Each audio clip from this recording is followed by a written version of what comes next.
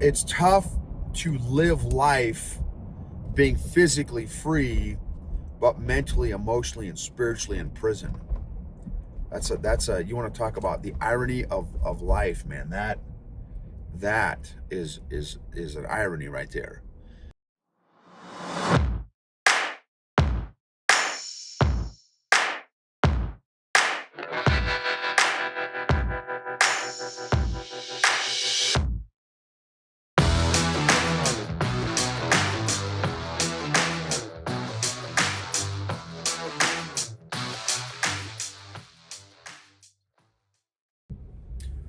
What is going on, EQ gangsters? So this episode is going to be some self-reflection on, I don't know, maybe grace and the prisons that we put ourselves in. The mental, emotional, spiritual, physical prisons that we put ourselves in. I just got done with my weekly men's Bible study, and uh, it was no joke. It was awesome. Well, part of it sucked, and part of it was awesome. The particular lesson was super triggering for me emotionally and spiritually, and I wasn't ready.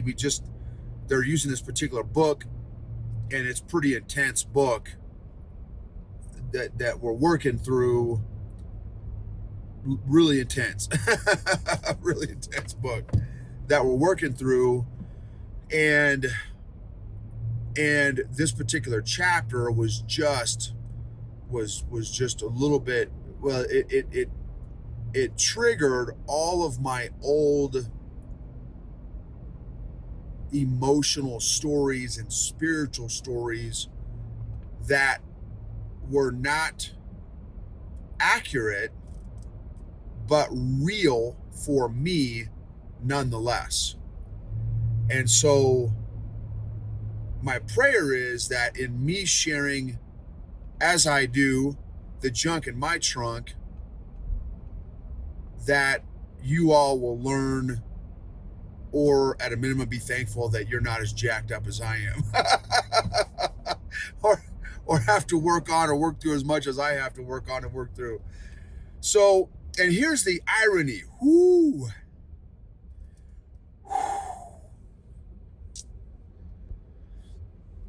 Sorry, I got a little emotional there for some reason. Not sure why. I'm not sure why. I just got emotional. I would like to know why.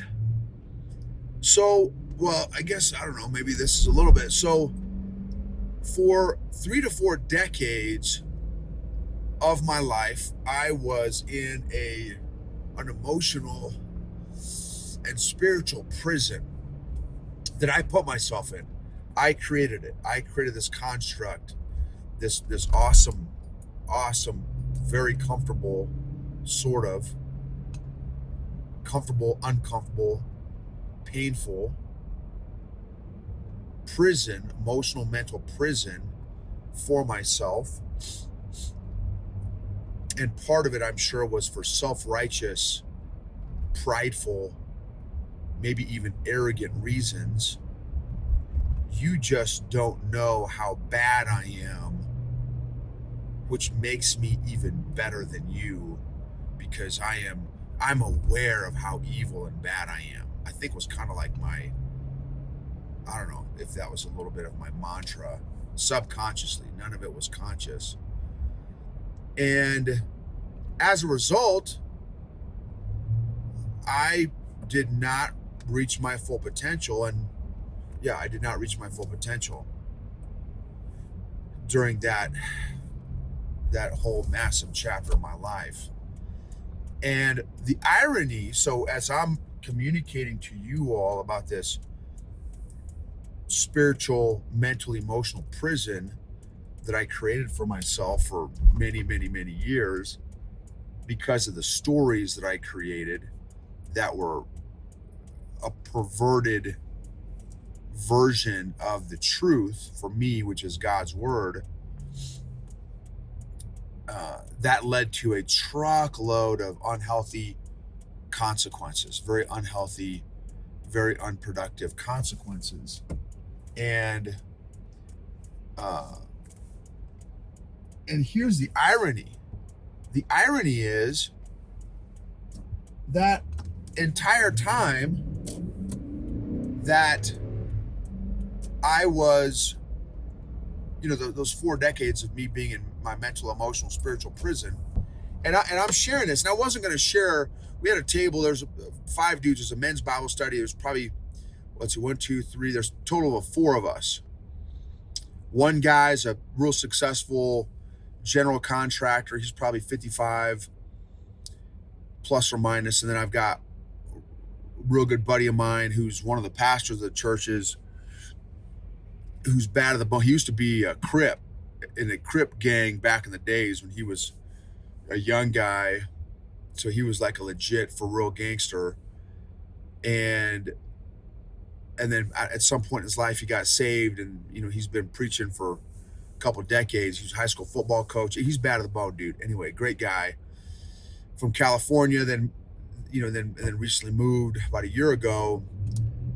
And then the other guy that was sitting to my right is this big dude, and I cannot wait. I've been wanting to interview him on the podcast for a year or two now. And this dude, and check out the irony. Check out the irony, y'all. This guy is actually ministering to me, like legit. Because I was not going to share, right? Because I'm kind of working through stuff. I was not really excited to be super vulnerable, which is ironic because I'm pretty vulnerable most of the time.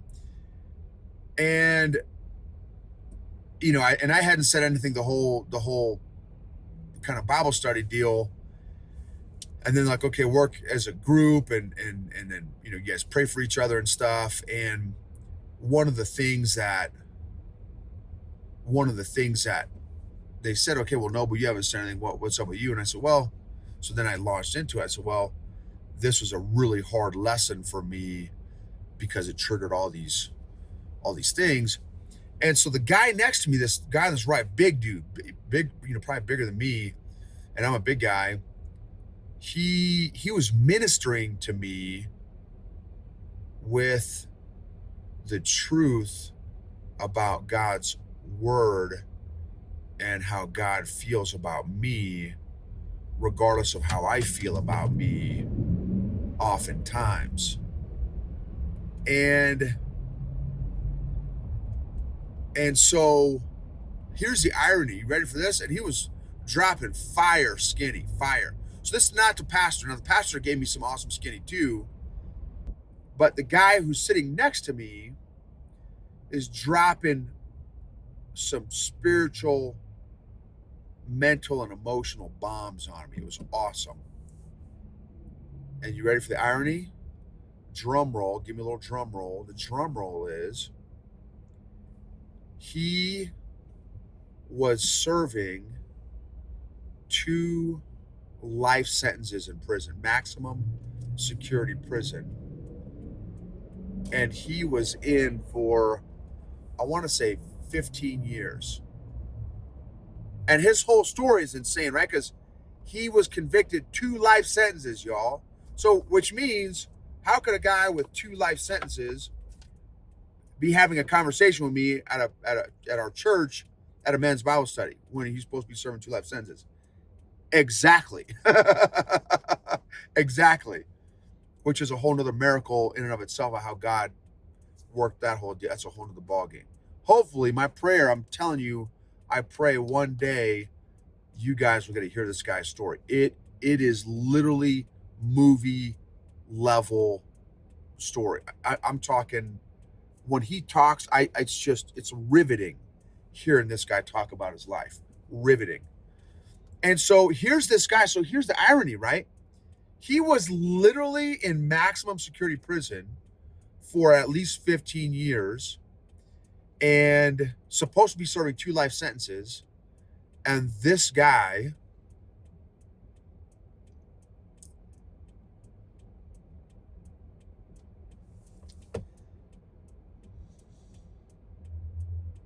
is ministering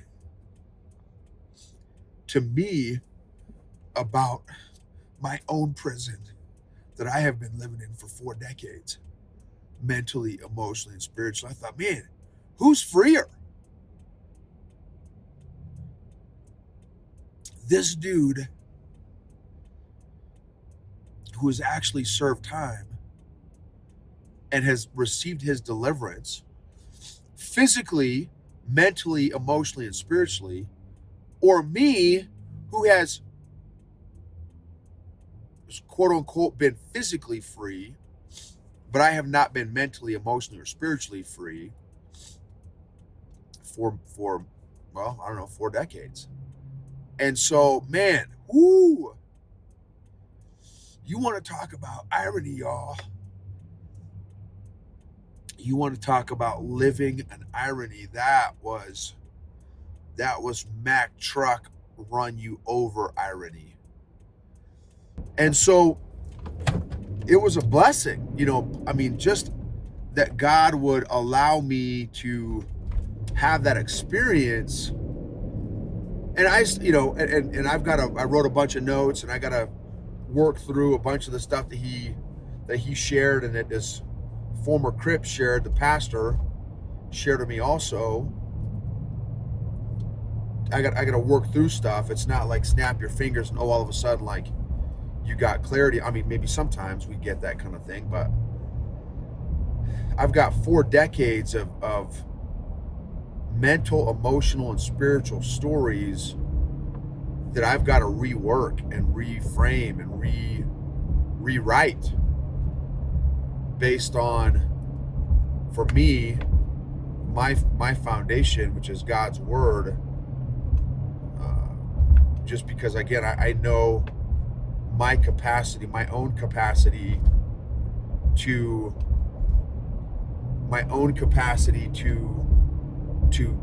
screw things up and to write inaccurate stories based on my own emotional dysfunction. And it's tough when you do that, because from one little kernel of emotional dysfunction, you can build an entire house on a poor foundation.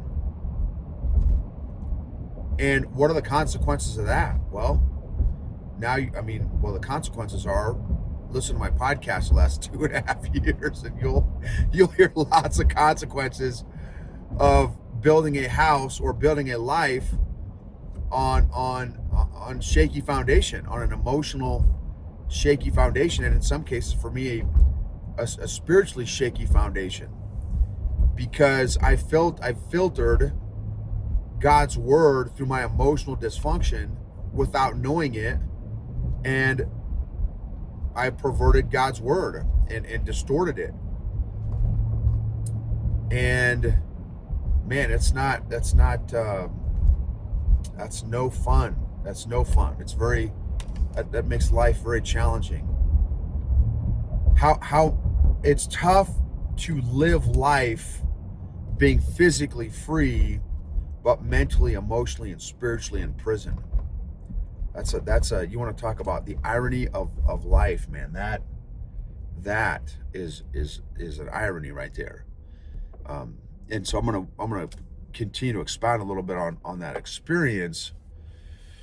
I also just want to thank our, again, sponsor, Classical Conversations, that has been an absolute blessing, having the flexibility and the freedom and the framework to homeschool our kid within I was literally yesterday, we were helping our friends move, who also homeschool their kid, who is BFFs with my kid, and we were helping them move the last 3 days, the whole weekend. And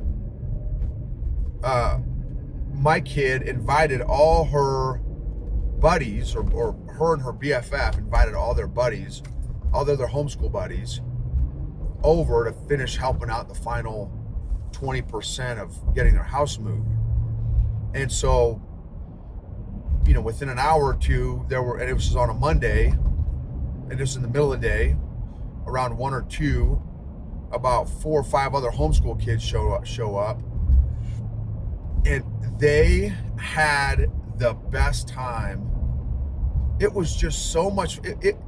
It did my heart so good to just hear these sophomores in high school just having fun, enjoying life, enjoying each other, working hard, playing hard, no drama, great kids, great character, great values, great heart, not confused because of the stuff that they're getting taught in public school that you can identify as a unicorn or whatever, stuff is getting taught nowadays. Y'all, I'm telling you, if please just look into homeschooling. I don't care if you do classical conversations or not. Now, obviously, that's what we use. I strongly, recommend that.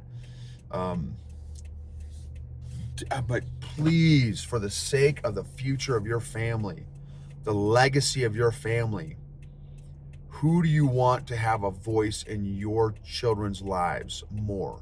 You or the public education system? And just look at the hours.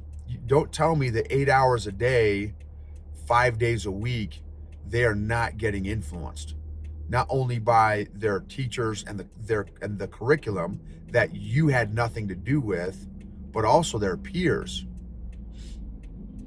which in many cases is not necessarily a good thing. So classicalconversations.com/Gibbons, Gibbens, classicalconversations.com/Gibbons. There are a couple free downloads and resources on there as well. Please check out classicalconversations.com/Gibbons. So what prisons are you living in? What prisons, mentally, emotionally, and spiritually, are you living in that you have created for yourself that may be built on shaky foundations or inaccurate measurements? Maybe you measured the foundation wrong, and all the wood and supplies that you've ordered are based on inaccurate measurements. Maybe you even bought high quality wood and high quality supplies for your house, but you're basing it on inaccurate measurements. The measurements are wrong, right? So what, again, mental, emotional, or spiritual constructs have you created in your life that are hurting you, that are harmful, that are unproductive, that are unhealthy? Where are they coming from? Most of us have never thought about what we think about or where we have gotten our thoughts from, and we've never questioned them or challenged them. Are they, even if you go to church, like, listen, don't get it twisted. There are a lot of very emotionally unhealthy people in church. I think sometimes we have this expectation that, okay, once I go to church, everything is going to be rainbows and unicorns and skittle farts. Y'all, who do you think goes to church? People. And how many people walking around are mentally, emotionally, spiritually healthy? Not many of us. Nobody's perfect. Nobody. In church and out of church. So be careful of your expectations if and when you go to church that, hey, everything's going to be, right as rain. No, it's not going to be.